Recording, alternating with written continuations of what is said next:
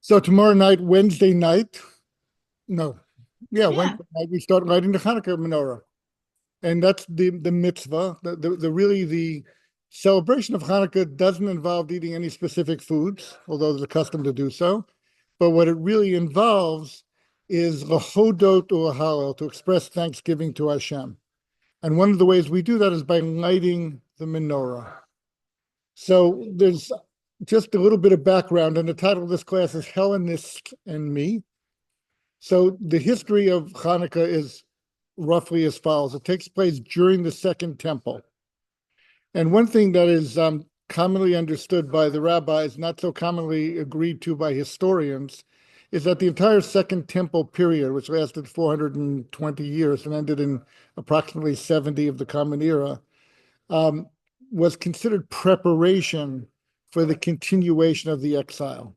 So the return back to Zion, to Zion, to Jerusalem, and the rebuilding of the Second Temple was never really seen by the rabbis as a redemption. It was rather seen in a pause of an exile and a preparatory time period where the Jewish people could regroup, so to speak, and then prepare themselves for what was destined to be a much, much longer exile. Not that we believe in destiny, but that's the scope of it. So hence, when we refer to the rabbis structure that there were four exiles of the Jewish people. The first was when the Babylonians destroyed the first temple and exiled the Jewish people to Bavel, to Babylonia. The second was when the Persians assumed control of the empire. And then under the Persians, the Jewish people were given permission to go back and to build the second temple. Now, that in between period lasted 70 years, and that's when the Purim story takes place. The twin holiday, the twin rabbinic holiday, the Hanukkah, was Purim. And then, lo and behold, the Jewish people were able to have enough Jews in the land of Israel to rebuild a temple, although a fragile, frail one, much, much more humble than the one that had been destroyed before, which was built by King Solomon. And that resumed. And at the same time, the men of the Great Assembly that we know from Pirkei Avot and the chain of transmission of the oral Torah, they began operating. So hence, right at the beginning of the Second Temple period, early on, Shimon HaTzadik was the Kohen Gadol. He was the high priest. And that's the same Shimon HaTzadik who appears in Pirkei Avot and says the world stands on three things. It stands on Torah, Avoda, and Gemilut Chasodim. It stands on the study of Torah, on kindness and good deeds, and service to Hashem. So you see already there's an overlap between this oral tradition and the Second Temple period. So, so in understanding this, and by the way, so where does Hanukkah come in? So not long after the Second Temple began operating, Alexander the Great marched through. He defeated the Persians, came to Jerusalem, spared the city of Yerushalayim, and the rabbis, Shimon HaTzadik at the head of them, made a deal with him to spare Jerusalem, give the Jewish people a chance to continue living their lives there in a benevolent way under the rulership of Alexander the Great. And they adopted Alexander as a Jewish name. And then Alexander marches off. He heads much further east and ultimately dies, never makes it back to Greece or back to the Near East altogether. And he dies having conquered land after land after land after land.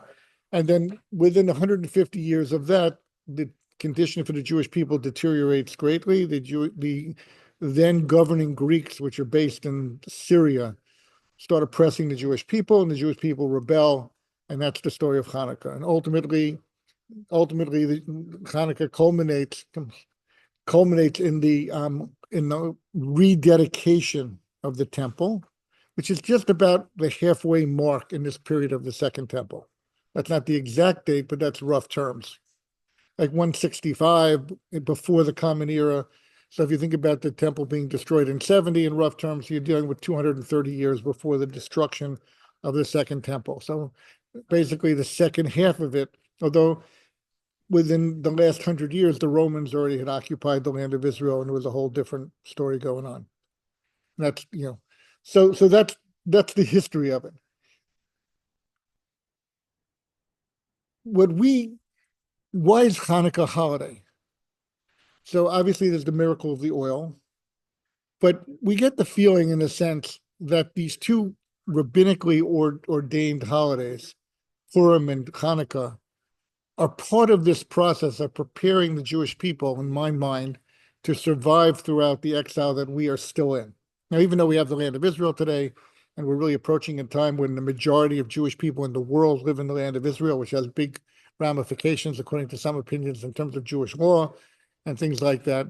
But we're still in this exile, an exile that's continuous since the year 70 when the temple was destroyed. And according to what I'm saying here, really continuous going all the way back to the destruction of the first temple, so to speak. If you see the second temple period as being a temporary preparatory stage for the Jewish people. So the miracle of the oil, as people, when they question the validity of Hanukkah, and there's always been big debates amongst American rabbis, are we just aping the Christian holiday that appears at this time? Was Hanukkah really such a big deal? The answer is that Hanukkah, yes, it's a big deal. The fact that the rabbis created a holiday that we observe all the way through this exile, and we will till the time of ultimate redemption, when we probably will stop observing it, is a big deal. So contained in this idea, or contained in the celebration of Hanukkah, are ideas that are relevant and important for us to put in front of ourselves at least once a year, if not more often, throughout this period of exile. So in a significant way, we, the Jewish people, have lived under the influence of alien cultures all the way through the period of the Second Temple and all the way through now. Okay, we live under American society, American culture. People will tell you by tradition, we're still in the Roman exile, in the sense that Western civilization has its origins in Rome. But what I would say is this, that really the Greek fundamental approach to life, which they developed, democracy and ideas like that, really was taken on by the Romans to a very big extent. In my mind, the difference between the Romans and the Greeks, and we'll look at it a little bit here, is that the Romans were more violent and more physically powerful, more physically decisive. And of course, the Jewish people have lived through that all the way through Jewish history now, through the Inquisition and through everything that's gone on through history, culminating in the Holocaust and really continuing right at this moment as the Jewish people are besieged and fighting enemies, violent enemies intent on our destruction. That sort of falls under the concept of Purim, where Haman wanted to destroy the Jewish people. But also, living under the influence of an alien culture has an impact on the way we think. And what we're going to look at a little bit tonight is the way we see ourselves as human beings. Okay, because well, let's take a look at it. We'll try to see how this develops. But first, the concept, and I think this is a big concept. I only saw this recently, that Reb Yehuda Halevi, the philosopher who wrote the Kuzari, he has a pithy phrase about the Greeks. And what he says is, this is a quote, "Be not misled by the wisdom of the Greeks. It bears not any fruit, only flowers." That is a big statement, okay? And Rabbi Yehuda Halevi is a seminal Jewish thinker. And because he wrote this, I think he's trying to give us a key for us to find our way within living Jewish lives, living under the influence. Yeah, like we have driving under the influence. We know DUI is a phrase here, but I think for us, we need to look at LUI, living under the influence of Greek life. So what Rabbi Yehuda Halevi is saying here is that you'll see a beautiful tree and it has beautiful flowers and it appeals to the senses and it's attractive. And you'll say, well, let's plant these trees. Let's live under these trees. Maybe this is the future for happiness of the world. But he says, but understand, it's not a tree that bears fruit. It's not a tree that's sustaining. That's the way I understand it. So this is the framework for us as we approach Hanukkah. And I think it's a very important framework. Okay, we know that there's beauty in art, and people, still line up to go to see to visit Athens and to look at Greek art, and they still perform plays and everything else that comes from Greek culture. And interestingly enough, the rabbi said, whoever says that there is wisdom amongst the Gentiles, and I think they were specifically referring to the Greeks and their descendants, believe them. Whoever says there is Torah amongst the Gentiles, don't believe them. So if I ask you, how do you distinguish between the two? Wisdom, we would think that wisdom is an essential part of Torah, right? So how does it work for the rabbis to formulate an idea that there can be wisdom amongst the Gentile world whose influence we live under, but that there's not Torah? So what component does Torah have in addition to or superseding the general idea of wisdom? What? What? Okay, you mean belief in God? Okay. Right. I mean, so that their wisdom is man produced, right? And I will tell you something just on a personal level. I grew up in the 60s, 70s, and my big question as a teenager, as an observant teenager, was, what do you really need Torah for? We were fighting all these battles for civil rights and making the world a better place and equality, and all these great ideas seemed very appealing to me. And, I guess I wouldn't use the word progressive anymore because it's taken on such a different tone nowadays. But my question to the rabbis who are teaching us is, do we really need Torah? Here, at this stage of my life, I think, oh my goodness, look how these ideas, look how this wisdom, look how this yearning for goodness has morphed and developed and changed and has come around to really attack and devour the underpinnings of morality, the underpinnings of the ability of us to live freely in a society, under the underpinnings of world peace and coexistence, and all the ideas that when I was growing up, you sort of took for granted, at least in a naive way. We took them for granted. And hence I would ask the rabbis, I see a lot of nice people who have a lot of wisdom, and they have nothing to do with Jewish observance or study of Torah. And that challenged my sense of feeling, do I really need to apply myself to study Torah, to master Torah, to make Torah the building block of my life? Couldn't I just as easily pursue an alternative track and arrive at the same place? And that's really my understanding of this idea when the rabbis say that if someone tells you there is wisdom in the world, believe them. There's tremendous wisdom in the world. And I was looking at it recently, and we're going to discuss a few sections here, but the Talmud, the rabbis spent time talking to Alexander the Great, conversing with him. And the Talmud has accounts of their discussions and their probing discussions. And we'll look at one of them in a moment. But in a way, I think that the Talmud itself, the rabbis of the Talmud recorded these discussions. Maybe they're allegorical, maybe they're real. I think they have a lot of validity to try to help us define and delineate what the difference is between a person committing themselves to a life of wisdom, secular wisdom, we'd say, or a life of Torah and trying to develop within the confines. So there's a section of Talmud called Tamid. It has to do with the daily offering. On page 32b, you will find the following allegory explained. It says that Alexander the Great, when he was returning, and I think, and I'm going to read into this a little bit because he came to the land of Israel, then he went down to Egypt, conquered the Egyptian Empire, then he came back past the land of Israel, and then he basically headed out to the east and went all the way to India and Pakistan, and I'm not sure exactly where he died, but he at a very young age of 36, 37, maybe younger than that, according to some opinions, he was dead, and his generals took over from him. So here's the story. Here's the allegory that the Talmud records. That Alexander stopped to eat a piece of fish. Now, fish in those days meant it was heavily salted because that's the only way you could preserve fish, and then you would rinse it off in water. Stops by a brook, dips his fish in the brook, an interesting story, eats the fish and says, I taste the taste of Gan Eden, of the Garden of Eden, in the fish now that it absorbed from this water.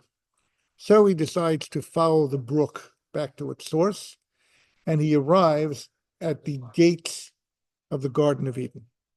Okay, that we know in the book of Genesis, after Adam and Eve got kicked out of the Garden of Eden, God planted a sword there. There were angels appointed to stay there, and no one could come in. So the Talmud records in Talmud 32b, Alexander called out and said, open up the gates. I'm Alexander the Great, and I guess he was used to the idea that if you didn't open up the gates for him, he would get in anyway. So they responded with a sentence from the Torah, Zah Shar Hashem, this is the gate.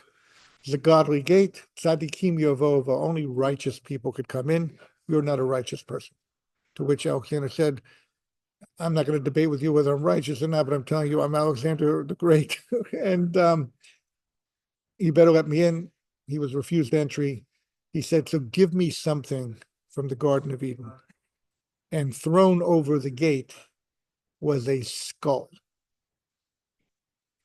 So he takes the skull back, sees there's something unusual about it, wants to assess its value. How do you assess the value of something? You put it on a scale, and he put it on one side of the scale, and he placed all the gold and silver at his disposal, which was a huge amount. And the skull continued to weigh down its end, and no matter how much gold and silver and riches he piled on, it didn't right the scale. So he went to the rabbis and said, you got to tell me what's going on here. How could this be? And they said, what you're seeing here is an insight into human nature. Don't think that gold and silver and wealth is ever enough for any one human being. So he said, prove it to me. So the rabbi said, okay, we'll prove it to you. Take some mud and cover the eye sockets of the skull, which he did. And right away, the gold and silver outweighed the skull itself. Meaning what? Meaning one of a few things. Number one, curtail some of the insatiable drive that's inherent in people for wealth, for power, for grandeur, all the things that animated Alexander's life. In a way, this is a cogent story. They were giving him very good advice.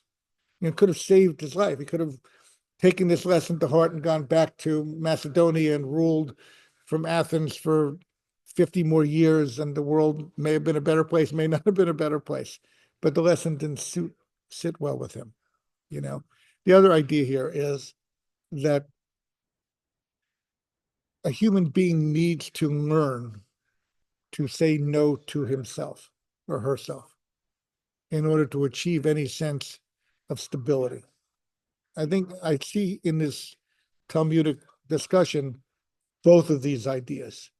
And both of these ideas are inherent and maybe distinguishing of the insight that Torah can offer a person in comparison to the wisdom of the world.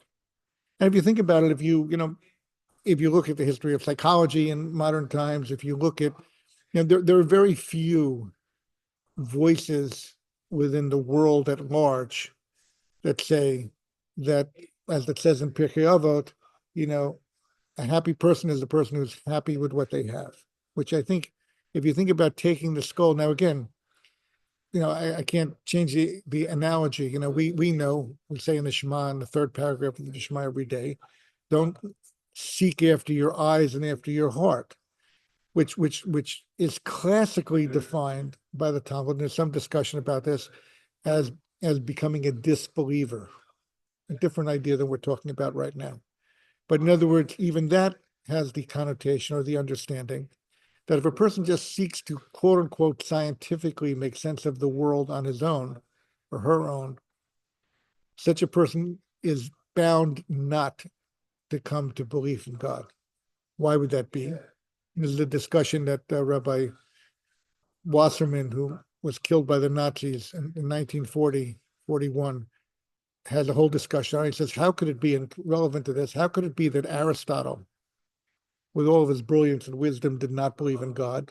and we take a 13-year-old Jewish boy or a 12-year-old Jewish girl, and we say, okay, now you're ready to fulfill all the mitzvot. Now you're an adult, and get started. Why don't we say, well, maybe the person needs to be till 20, 25, 30, 40, 50, give the person a chance to figure out the world, understand the world. And he answers very profoundly that without guidance and without limitations to guide a person forward, a person is too, as he puts it, too prejudiced to seeking his own, just as this goal, never seeking a level of acquisition, power, might, glory, which ultimately will never be satisfied. Make sure I did something here. I think we're okay. Yeah. No, what just happened here? Okay. I just want to check that people could get in because seeing a little buzz here that's not happening. Okay. So that's the concept we have here. That's a distinction between wisdom, and there's other sources I could give you. But because what I want to edge toward is an understanding of how we celebrate Hanukkah. So if you look at the book of Yirmiyahu, Jeremiah, chapter 9, sentence 22, 23, there's a pretty well-known sentence there. And the sentence goes as follows. Don't take pride. If you want to be proud of yourself, don't take pride in your wisdom. Don't take pride in your wealth. Don't take pride in your might, but rather take pride in discerning God and coming close to God. That's the way the rabbis understand it. And this sentence turns out to be the basis for the famous Mishnah in Pirkei Avot, chapter 4, Mishnah 1, which says, who is wise? A person who learns from all people. Who is strong? A person who can master their own nature. Who possesses wisdom? When a person who learns from all people. Who is powerful? A person who can curb his own nature. It has 4 categories, and I'm sorry I didn't write them down here, but who's honored? Person who gives honor to other people. Again, you can see how all this conspires, according to the story in the Gemara, to create a clash between the march of Alexander the Great to subdue the world and make it his own and put his stamp on the world, which, by the way, had very lofty goals. He was going to civilize the whole world because his definition of civilization wouldn't match up, so well with ours, leaving babies out to die if they didn't look like they would make good soldiers, and certain standard of sexual morality, which I think even today would raise a lot of eyebrows, and issues like, pedophilia and things like that, which were very, very much part of Greek society and accepted. But in any event, in other words, you can see where this clash between the Jewish people, in other words, the rabbis took a clear stand, and they actually reached out to Alexander, or Alexander reached out to them, but basically, whether it's allegorical or not, to explain, you're on a path that's not going to lead to fulfillment. Why? Because it's not in consonance with true human nature. It's not fulfilling for the essence of a human being, which involves a spirit, a soul, and a body, which is the way God created the world, which we know through our tradition of Torah, and which the world, even though they can read the Bible, and the Greeks were the ones who translated it into Greek and made the Torah readable, but without the guidance, again, of the constraints of rabbinic understanding, the Torah doesn't get people very far along. There's a writer who I admire greatly, and who he talks about the fact that he grew up in a Jewish home that had no religion whatsoever. And he said, if for some people the Bible is great literature, said in my family, great literature was our Bible. Because he's a person who's, when he writes, you can see he seems to have read every book that you could ever imagine and have spent time thinking about it. But that's a different, and that's what you see, the sense of just wrapping your arms around general wisdom. And what you see here in this conversation with Alexander is the rabbis trying hard to communicate that for your own sake, for your own fulfillment, for your own happiness, think about redefining your definition of success. Think about redefining your definition of personal fulfillment along more spiritual lines. And that, I think, is a key to what's going on here. Now, so I want to explain how that happens. That sentence in Jeremiah, which says, if you want to take pride in being wise, if you want to take pride in strength and power and wealth, channel it into an understanding of God. Channel it into that direction. Think in terms of your fulfillment being in a spiritual realm, not to the denial of physical sustenance and safety. You know, it's not a question of taking a vow of poverty or disdaining the world, but it has to be done with constraint and with parameters. And what we know are the 613 mitzvot that make up the Torah, which in a way intrude in each of our lives as we try to fulfill them in different ways at different moments, basically to perhaps, by using this analogy, to throw a little mud on our eyes and to get us focused onto something else than what we're tending to focus on. This plays out into the history of Hanukkah. And that's what I wanted to just commend, and we're heading toward the conclusion of the class.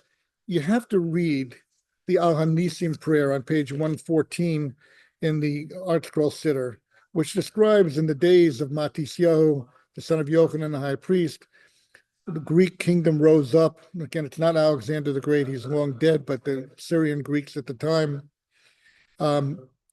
Their goal was for them to forget your Torah and compel them to stray from your statutes and your will. So you see how that fits in with what we've been talking about? In other words, supplant Torah with wisdom. You know, who can argue with that? In your great mercy, you stood up for them in their time of distress. You took up their grievance, judged their claim, and avenged their wrong. Okay, giving credit to God intervening on our behalf more so than the heroism of the Maccabees. Different topic we're not talking about tonight. You delivered the strong into the hands of the weak. Okay, that's a miraculous thing. The many into the hands of the few. That's also miraculous. And I would dare say that we see that unfolding right now ourselves when you add up the Syrian, the Iranians and the Hezbollah and the Hamas and the Houthis and everybody else and the missiles and the armaments and the billions of dollars being spent against Israel, whatever you want to say, it's the many being delivered into the hands of the few. And you could even go so far as to say that it's the strong falling into the hands of the weak. Not that we're weak, but in terms of calculations, I mean, even on a simple level, you know, the assessment of the IDF was that if Hezbollah entered the war, and this was in early October, November of last year, a minimum of 2,000-3,000 casualties would have to be taken in to just make a beachhead and to defend the north of Israel. And we paid a tremendous price, a terrible price over the last 15, 16 months, don't get me wrong, but it was nowhere near what the real assessment of what was going to take place was.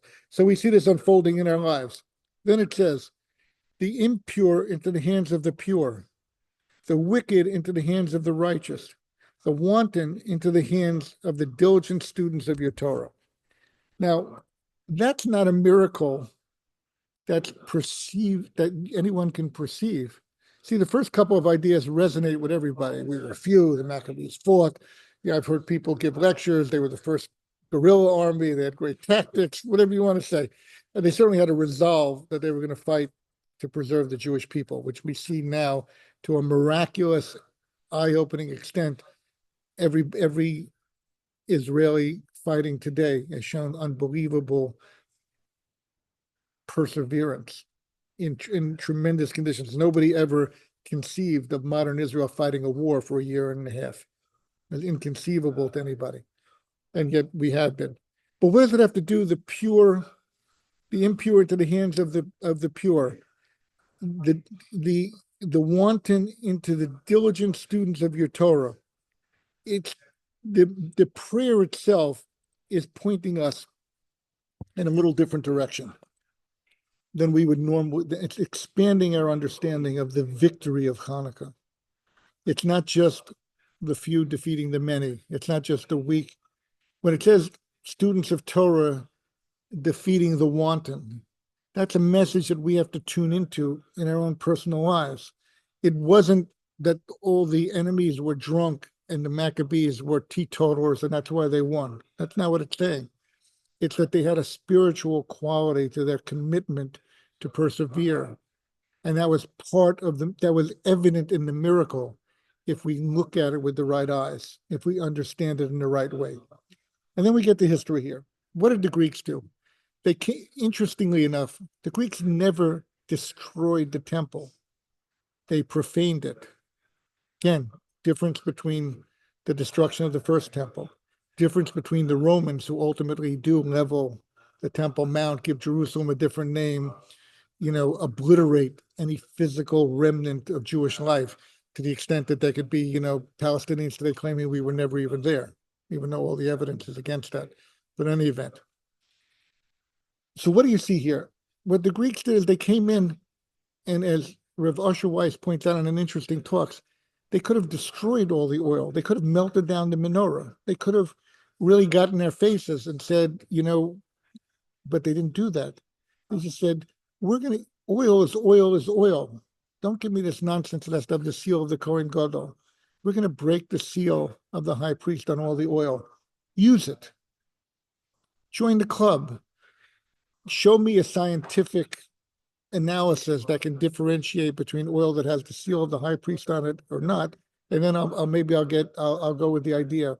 But in the meantime, we forbid you from using pure oil because there ain't no such thing. That quality doesn't exist, you see. The quality of a person subservient to Torah waging war against someone who's wanton, there's no such thing, you know. I'm not sure how many generals in the Israeli army appreciate that idea right now either. So it's something we have to really tune into. What else did they do? We say this in the songs, Portzu Chomot Migdalai. They made holes in the walls of the temple. Do you know what they did? The Mishnah records this. There's a small fence about the high as this table, and it goes all the way around the boundary. It's a line of demarcation. And non-Jews can bring offerings, and non-Jews did come to the temple and join the services. But there was a bar, like you think about in law, the bar means because there was a bar in a courtroom, you had to be a lawyer to go to the other side of the bar, as the judge called you up. In the temple itself, there was a line of demarcations. Non-Jewish people could go only till here, and to go further inside, you had to be Jewish. What did the Greeks do? They punched 13 holes in that wall. That's what the Mishnah says. That's what we say when we sing Mosor, Portzu Chomot Migdolai. They didn't destroy the walls of the temple. It wasn't a military action. It was a spiritual action. They said you have no right to differentiate between a Jewish person and a non-Jewish person. We're all human beings. Now, of course, we believe we're all human beings. We have a Mishnah in Pirkei Avot that says God was so amazing to human beings, he made all human beings in the image of God. But then Rabbi Akiva goes on and says there was an extraordinary kindness that God did with the Jewish people by calling us his children and make it known to us that we're his children. Now, God did differentiate amongst human beings. Hence, we have this line of demarcation around the temple, intolerable to the Greeks. Again, with all the blood tests and with all the DNA or whatever you want to say, IQ levels, we're not sitting here thinking that we are scientifically, physically superior beings. We just have a status that God conveyed upon us, sense of responsibility to live in the world as God's children, as God's ambassadors, to give light into the world, spiritual light into the world. That's placed upon our shoulders. We accept that differentiation. To the Greeks, that can't exist. So look at the thinking, look at the sophistication of the thinking. You want to be Jews, be Jews. You want to have a temple that, it's not the way we build temples, it's fine. You want to make these offerings, fine. Again, they had this thing where they wrote on the horns of the shore, which is one of the offerings, we, the Jewish people, have no portion of God's. We're not God's portion. These are the kind of edicts, these kind of thoughtful, intelligent, undermining edicts that they put forward. Now, eventually they did prevent us from keeping Shabbos. Again, it's a big differentiator. Prevent us from having our own calendar, not declaring Rosh Chodesh, not having a lunar calendar, join the world with a solar calendar, something that we willingly have done to a big extent as we live under the influence of the Greek world. Celebrate the natural human form, and therefore circumcision is a travesty, something that, an idea that's going through court systems all over the world right now, and it's an issue in modern times. All of these things were a thoughtful, wise approach to preventing the Jewish people from positioning ourselves, from understanding ourselves as a people with a responsibility to act as God's ambassadors in the world and to shed light on the world and to constantly do that. That's what the confrontation was. Hence, what's the mitzvah? Two things: light a candle, okay? Light a candle. We know the difference between oil that has the seal of the Kohen Gadol, and that we don't have that oil today. We're not lighting that kind of oil, but we know the sense of lighting with a pure intent, with the intent and then what else do we have to do? Oddly, Pirsume Nisa. The only thing I know about, we have to do it publicly.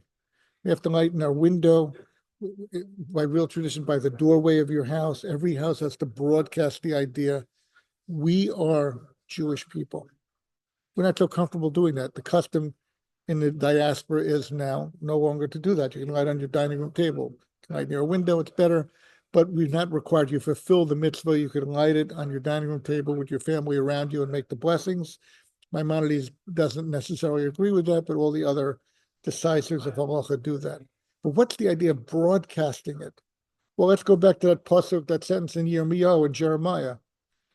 Take pride in the fact that we're part of a people whose greatest source of well-being and pride is the fact that we pursue a closeness to God, that we do redefine wealth, strength, wisdom into terms that match up with our Torah.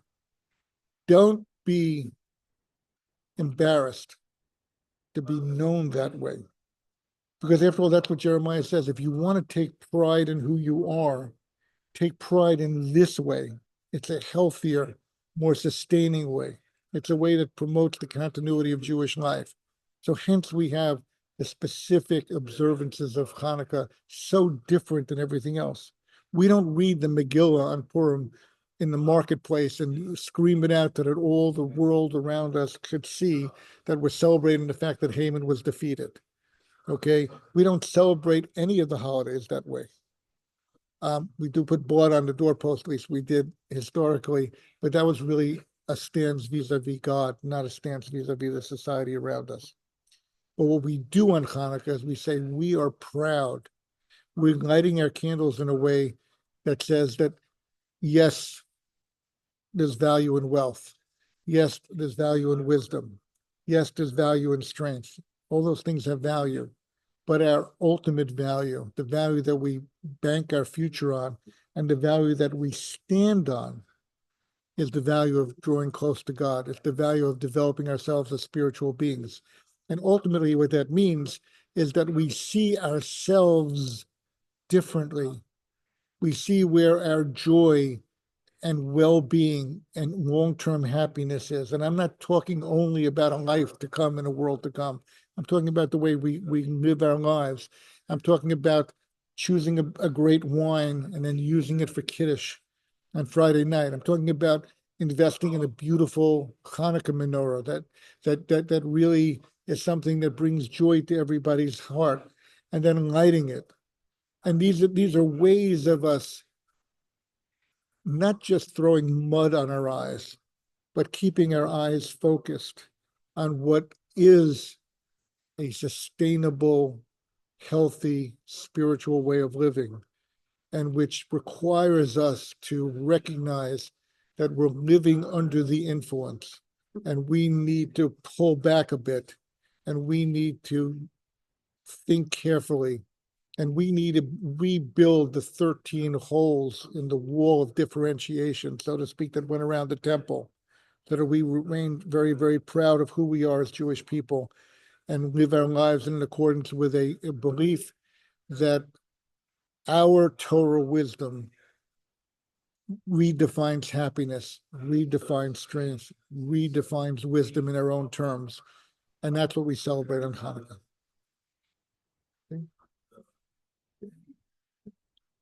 Anybody?